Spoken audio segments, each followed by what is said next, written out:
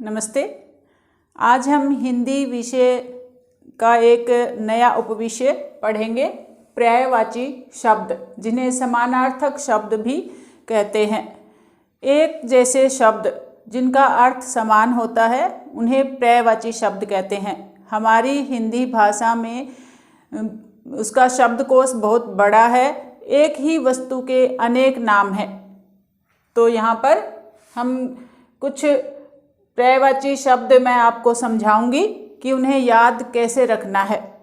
एक ही शब्द के अनेक नाम, लेकिन इनके अर्थों में सूक्ष्म अंतर होता है। जब इनको वाक्य में प्रयोग किया जाता है तो बहुत सावधानी बरतनी होती है। तो देखिए, इनको याद कैसे करें। कई सारे ऐसे पर्यायवाची शब्द हैं जो एक दूसरे से संबंधित करके याद हम कर सकते हैं। मैं आपको तरीका बताती हूँ। देखो, शब्द देखो, पानी।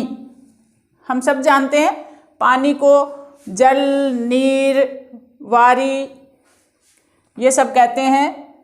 जल, नीर, वारी, पानीय, अम्बु और पेय। पहली बात, किसी भी शब्द के पर्यायवाची याद करते समय उनके अगर हम अर्थ समझ लें तो वो हमेशा याद रहते हैं, उन्हें कभी नहीं भूलते। और इनमें जैसे मैंने बताया थोड़ा सूक्ष्म अंतर होता है। जैसे मूर्ति पर जल अर्पित किया जाता है, पानी नहीं। उस वाक्य में हम जल प्रयोग करेंगे, लेकिन पानी पीते हैं उसमें हम नीर प्रयोग नहीं करते कि नीर पिया जाता है या नीर पिए प्यास लगने पर।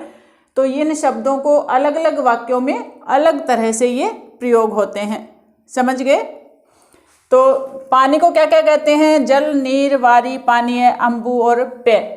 अब देखिए, बादल। बादल पानी के जो पर्यायवाची हैं, अगर उनमें द लगा दें तो वो बादल के पर्यायवाची बन जाते हैं। ध्यान से देखिए, जल, जलद, द लगा दिया, नीर, नीरद, वारी, वारिद, पेय, पयोध, जल से जलधर और मेघ, ये सब बादल के पर्यायवाची हैं। अगर जल के याद हैं तो बादल के पर्यायवाची भी जल के पर्यायवाची शब्दों में द लगा दो तो वो बादल के पर्यायवाची बन जाते हैं।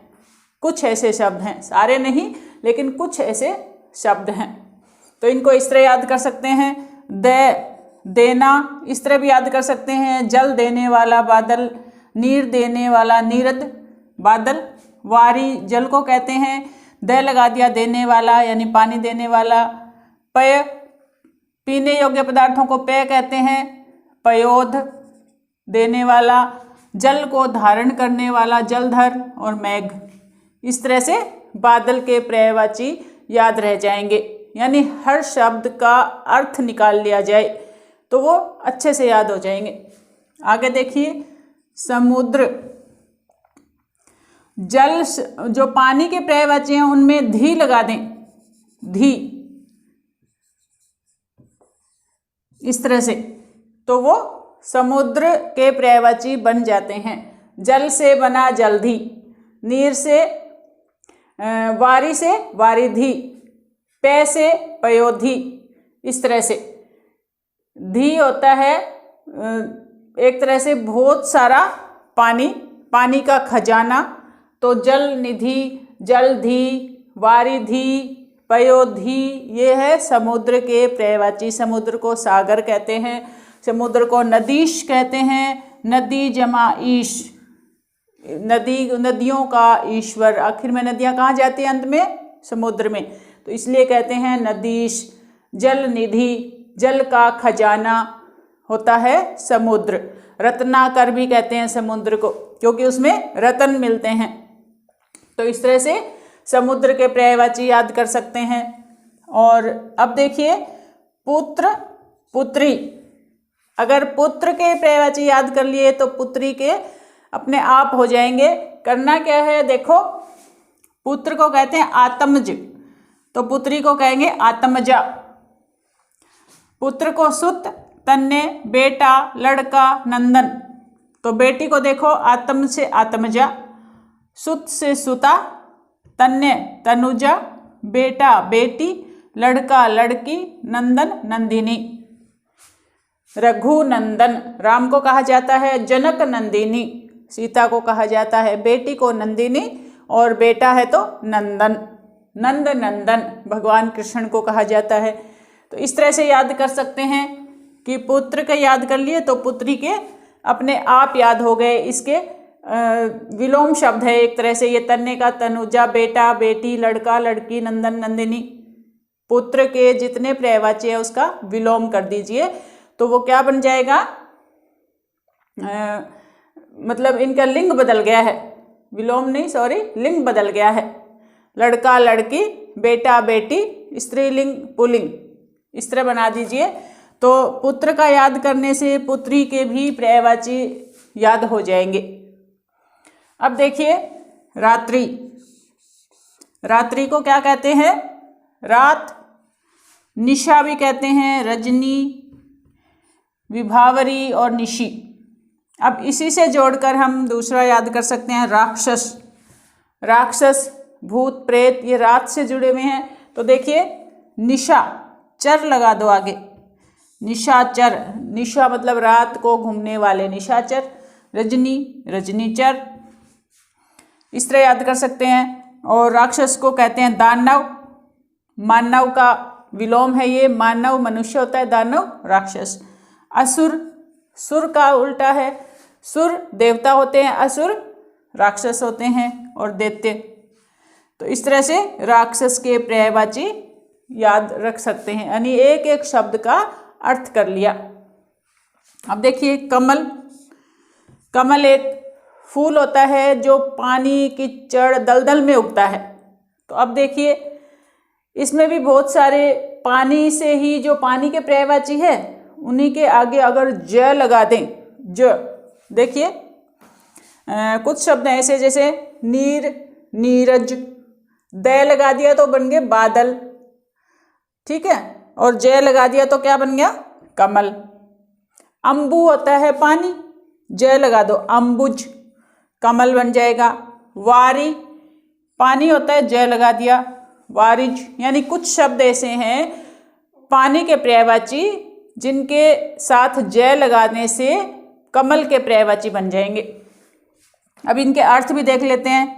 पंक होता है कीचड़, और अज, पंक जमा अज, अज होता है उत्पन्न होने वाला, कीचड़ में उत्पन्न होने वाला। कमल, सरोज, सर जमा उज, यानी सरोवर तालाब में उत्पन्न होने वाला, नीर में उत्पन्न होने वाला, अम्बु में उत्पन्न होने वाला, वारिज में उत्पन्न या पैदा होने वाला, और इसे राजीव भी कहते हैं।